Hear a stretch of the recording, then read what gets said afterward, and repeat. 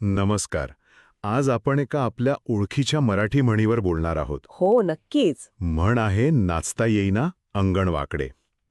ही आपण म्हणजे सहज बोलता बोलता वापरतो, पण आज आपल्याकडे जे स्रोत आहेत ना, त्यात या म्हणीच्या जरा पलीकडचे पैलू उलगडून दाखवलेत. अगदी. म्हणजे फक्त अर्थ नाहीये. हो, फक्त अर्थ नाही, तर त्यामागची मानसिकता काय असते, त्याचे परिणाम काय होतात, यावर पण छान प्रकाश टाकलाय. चला बघूया यात काय मिळते आपल्याला. अगदी. नाचता येईना अंगण वाकडे. हं, सोपा अर्थ तर सगळ्यांना माहिती आहे, की बाबा स्वतःमध्ये काहीतरी कमतरता आहे किंवा एखादं काम नीट जमत नाहीये हं, आणि मग आपण परिस्थितीला किंवा साधनांना किंवा मग इतर लोकांना दोष देतो. हं. स्रोत म्हणतो की ही एक प्रकारची काय म्हणतात त्याला बचावात्मक प्रतिक्रिया आहे. अच्छा, बचावात्मक. हो. म्हणजे अपयश स्वीकारायचं नाहीये. बरोबर. अपयशाची जबाबदारी टाळायची सोपा मार्ग आहे तो. हो ना?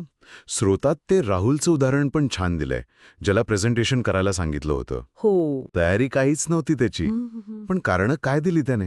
हां, तीच तर गंमत आहे. तो म्हणाला, "अरे बापरे, माझा लॅपटॉप इतका हळू चालत होता आणि तो माऊस, त्याचा सेन्सरच गेला होता वाटतं," वगैरे वगैरे. म्हणजे लॅपटॉप आणि माऊसची चूक. बरोबर. स्रोतानुसार हे एक अगदी नेहमीचं उदाहरण आहे. अशी अनेक कारणं लोक शोधून काढतातच. हो हो. अजून एक उदाहरण होतं ना फुटबॉलचं? हो, दिलंय ना, की समजा फुटबॉल खेळताना गोल हुकला, तर खेळाडू म्हणतो, "अरेच्चा, ग्राउंडच खराब होता आज. किंवा मग बूट. बूट बरोबर नव्हते." अगदी. किंवा बूट योग्य नव्हते. पण इथे मुद्दा फक्त भाणेबाजीचा नाहीये.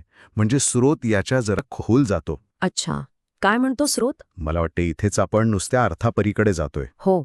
स्रोत असं सांगतो की ही जी वृत्ती आहे ना, ती फक्त एका प्रसंगापुरती नसते.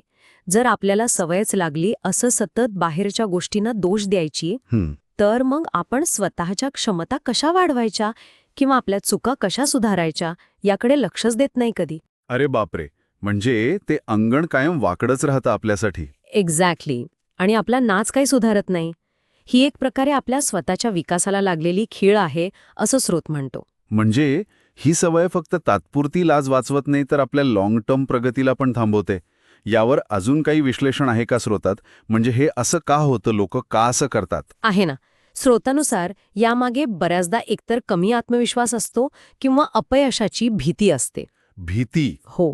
म्हणजे चूक मान्य केली तर लोक काय म्हणतील, आपली इमेज खराब होईल अशी एक भीती असते मनात आणि मग आपण परिस्थितीवर खापर फोडतो.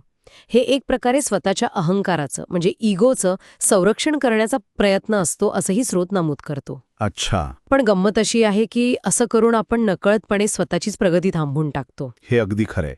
म्हणजे स्वतःला सुधारण्याची संधीच आपण घालून बसतो. मग स्रोत हेही सांगतो का की ह्यातून बाहेर कसं पडायचं, किंवा निदान ही वृत्ती ओळखायची तरी कशी? हो, निश्चितच. स्रोत म्हणतो की आत्मपरीक्षण खूप महत्वाचं आहे. म्हणजे जेव्हा एखादी गोष्ट चुकते किंवा आपल्याला जमत नाही, तेव्हा लगेच दुसऱ्यांना किंवा परिस्थितीला दोष देण्याऐवजी क्षणभर थांबून विचार करायचा. काय विचार करायचा?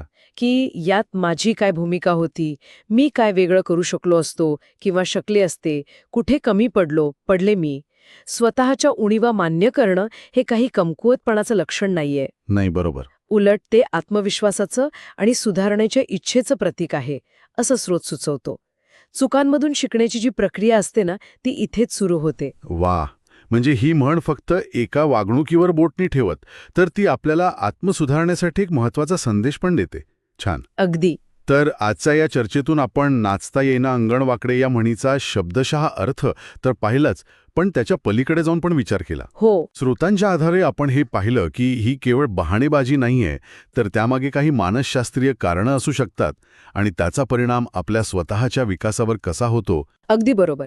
म्हणजे स्वतःच्या चुकांची जबाबदारी घेणं आणि त्यातून शिकणं किती महत्वाचं आहे, हाच या चर्चेचा आणि आपल्या श्रोत्यांचा गाभा आहे. बरोबर. पण जाता जाता एक विचार माझ्या मनात येतोय, ज्यावर श्रोतांमध्ये थेट उत्तर नाहीये, पण विचार करायला जागा नक्की आहे. काय? की आपल्या समाजात किंवा आपण जसजसे मोठे होतो तसं असं काय घडतं की लोकांना स्वतःची चूक मान्य करणं इतकं अवघड वाटू लागतं. ही जी एक प्रकारची सामाजिक आणि मानसिक जडणघडण आहे, ती काय असेल यामागे? इंटरेस्टिंग प्रश्न आहे. हो ना, यावर नक्कीच विचार करायला हवा.